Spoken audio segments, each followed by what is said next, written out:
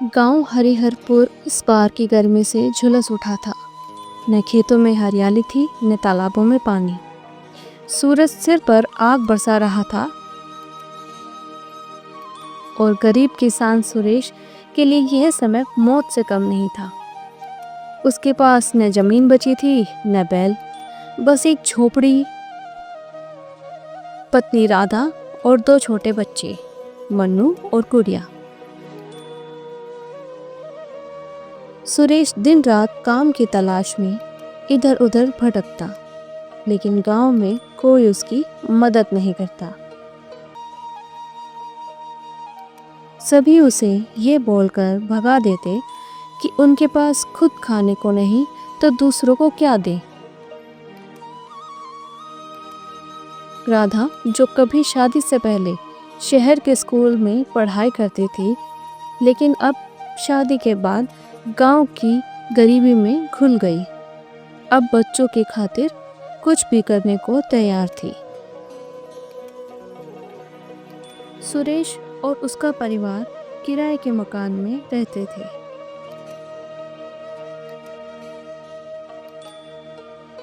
लेकिन काम न मिलने की वजह से उसने पिछले 3 महीने का किराया नहीं दिया था,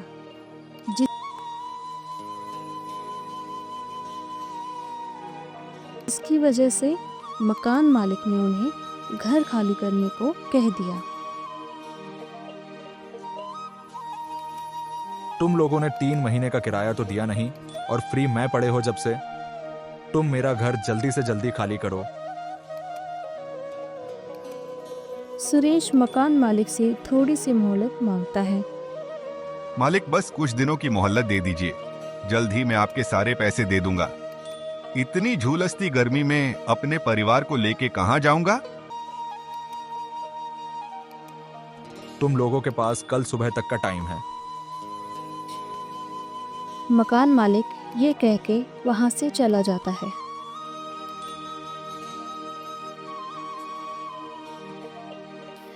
अगली सुबह सुरेश अपने परिवार के साथ सड़क पर आ जाता है। उसके पास कहीं और जाने का ठिकाना भी नहीं था।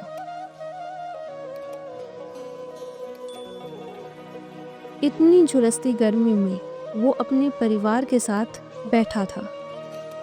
तभी उसकी पत्नी राधा कहती है,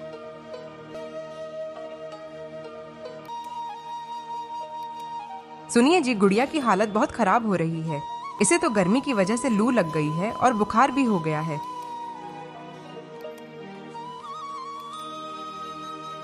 गर्मी में बेहाल बच्चे रो रहे होते हैं। तभी राधा कहती है, सुनिए जी, क्या हम आपके बड़े भाई के घर मदद मांगने चले? तभी सुरेश मुस्कुराकर कहता है, अरे हाँ भाग्यवान, एक बड़े भैया ही तो हमारे हैं। मैं तो भूल ही गया था। बड़े भैया के घर चलते हैं, वो हमारी जरूर मदद करेंगे।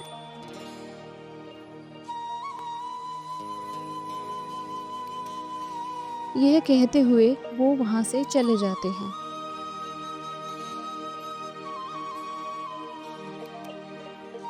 जैसे ही वो बड़े भैया के घर पहुंचते हैं तो सुरेश भैया को आवाज लगाता है,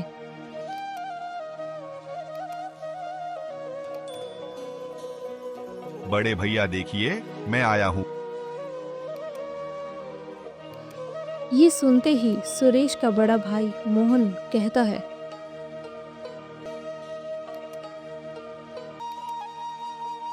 ओहो, पता नहीं इतनी गर्मी में कौन दरवाजे पे आया है। भैया, हमें मकान मालिक ने घर से निकाल दिया और हमारे पास अभी पैसे भी नहीं हैं कि दूसरा घर किराए पे ले ले। क्या आप मुझे और मेरे पूरे परिवार को घर पे रख लोगे? जल्दी ही मैं कोई और घर देख लूंगा।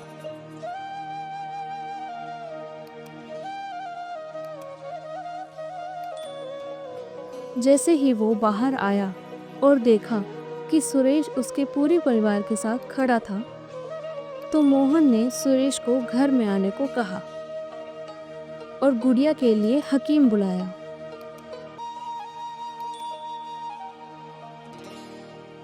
पर मोहन के इस फैसले से उसकी पत्नी मीना बिल्कुल खुश नहीं थी।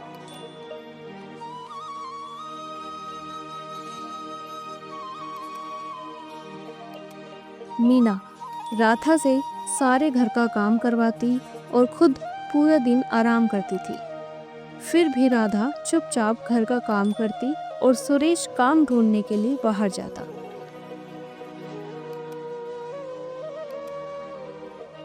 पर मीना अपनी हरकतों से बाज न आती। हद तो तब हो गई जब उसने गुड़िया को भी घर का काम करने के लिए कहा।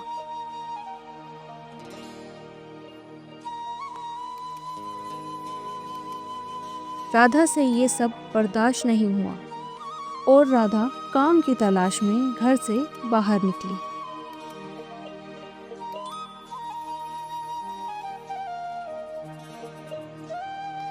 एक दिन राधा ने गांव की साहूकारिन कमला देवी के यहाँ झाड़ू पोछा करने का काम शुरू किया।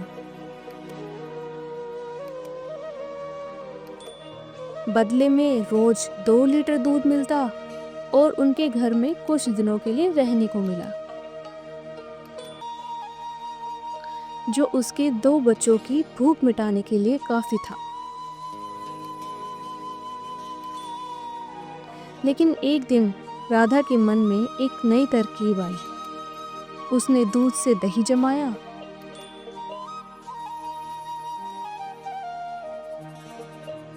और उसकी मक्खन छाछ को 2 कुल्हड़ में बाजार ले गई। सड़क के किनारे धूप से जलती जमीन पर बैठकर वह आवाज लगाने लगी। ठंडी ठंडी घर की छाछ ले लो, एकदम शुद्ध और स्वादिष्ट।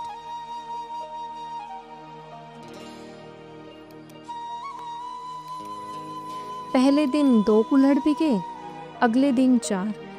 धीरे धीरे उसकी छाछ की चर्चा होने लगी। गांव से गुजरते राहगीर उसकी छाछ पीने लगे।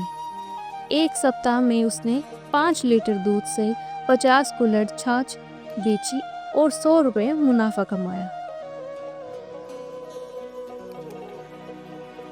सुरेश को पहले तो यह सब मजाक लगा,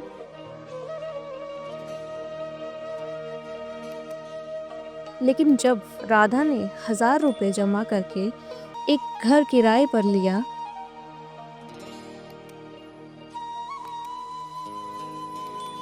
जहां अब वो अपने परिवार के साथ रहने लगी, तो सुरेश की आंखों में उम्मीद की लो जागी। लेकिन जहां रोशनी होती है वहीं छाया भी जन्म लेती है। गांव का एक घमंडी जमींदार चंद्रपाल वह लोगों की जरूरत का फायदा उठाकर उनकी जमीनें हड़पता था। जब उसे पता चला कि राधा की छाछ खूब बिक रही है, तो वह भीतर ही भीतर चिढ़ गया।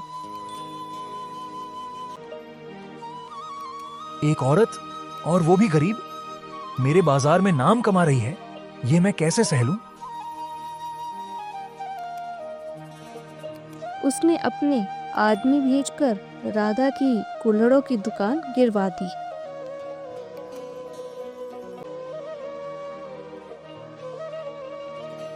राधा चुपचाप सब सहती रही, लेकिन उसकी आंखों में आंसू नहीं थे, बस आग थी।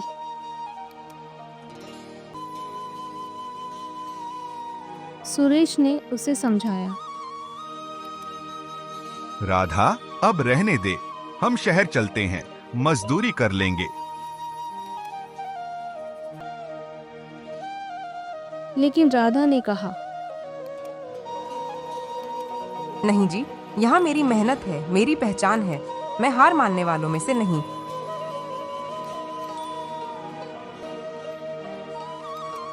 अगले ही दिन उसने पुराने कबाड़ से एक लकड़ी की गाड़ी बनाई, ऊपर छतरी लगाई और उस पर लाल रंग से लिखा राधा छाछ भंडार।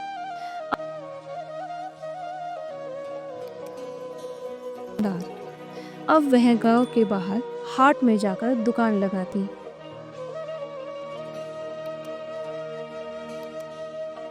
चंद्रपाल को यह सहन नहीं हुआ। उसने गांव के गुंडे बबलू को बुलाया और कहा, इस राधा को सबक सिखाओ, लेकिन ऐसा कि कोई शक भी ना करे। बबलू ने रात के अंधेरे में राधा की गाड़ी को तोड़ दिया और उसके सामान को तालाब में फेंक दिया। अगले दिन जब राधा टूटी हुई गाड़ी और बिखरे सामान को देख रही थी, तभी वहां से एक अजनबी गुजरा। वह एक बुजुर्ग साधु था जिसकी आंखों में अजीब सी चमक थी। उसने कहा, बेटी, दुख तब तक आता है जब तक इंसान हार नहीं मानता। तू तो वीरांगना है। ये ले, ये 2 मिट्टी के घड़े हैं। इन घड़ों में कर्म का फल छिपा है। एक घड़ा अपने पास रख और एक अपने सबसे बड़े शत्रु को दे दे।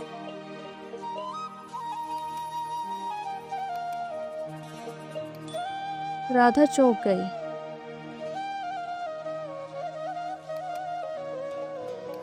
उसने साधु की बात पर विश्वास किया और एक घड़ा अपने पास रख लिया और दूसरा उसने गांव के सबसे बड़े शत्रु चंद्रपाल के दरवाजे पर रात को चुपचाप रख दिया।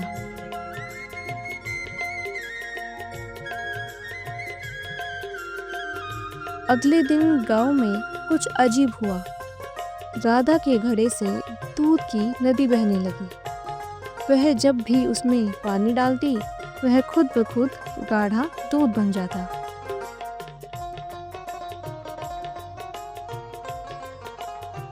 अब वह सस्ती कीमत पर स्वादिष्ट दही और छाछ बेचने लगी। उसका ठेला गांव के बाहर मशहूर हो गया। लोग दूर दूर से उसकी दुकान पर आने लगे।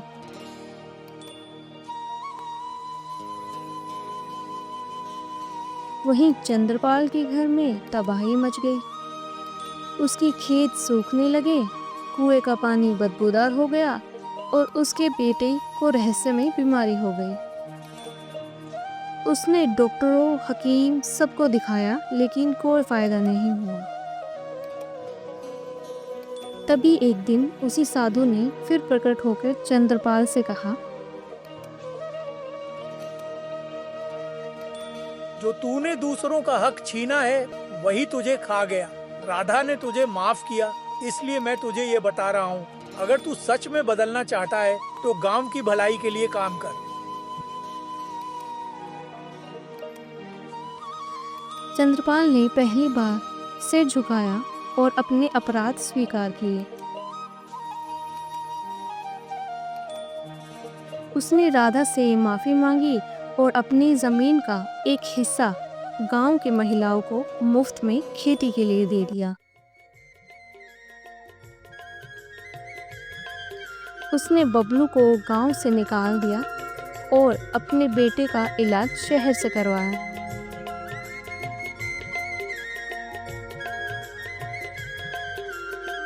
राधा और सुरेश की मेहनत रंग लाई।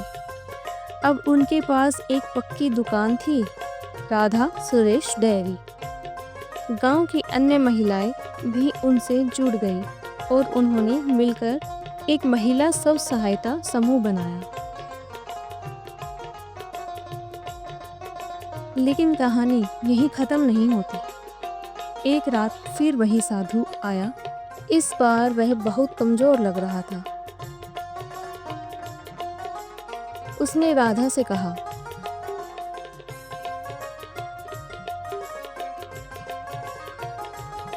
बेटी, अब मेरा समय पूरा हो गया है। मेरा अंतिम कर्म था तुम्हारे जीवन को दिशा देना, लेकिन याद रखो, कर्म का घड़ा जब तक संतुलन में है, जीवन सुखी रहेगा। लो, यह घड़ा तुम्हारे बच्चों के लिए है।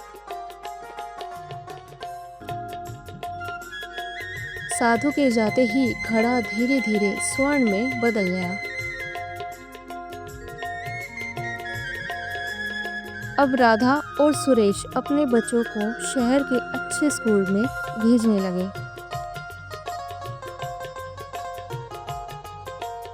लेकिन उन्होंने गांव नहीं छोड़ा।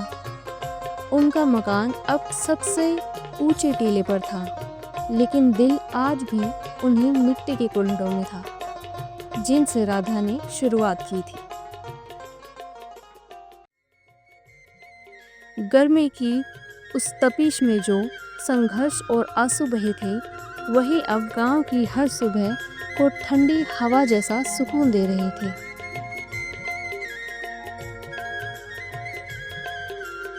सीख: किसी के ऊपर अत्याचार करने से कभी कोई बड़ा नहीं बनता।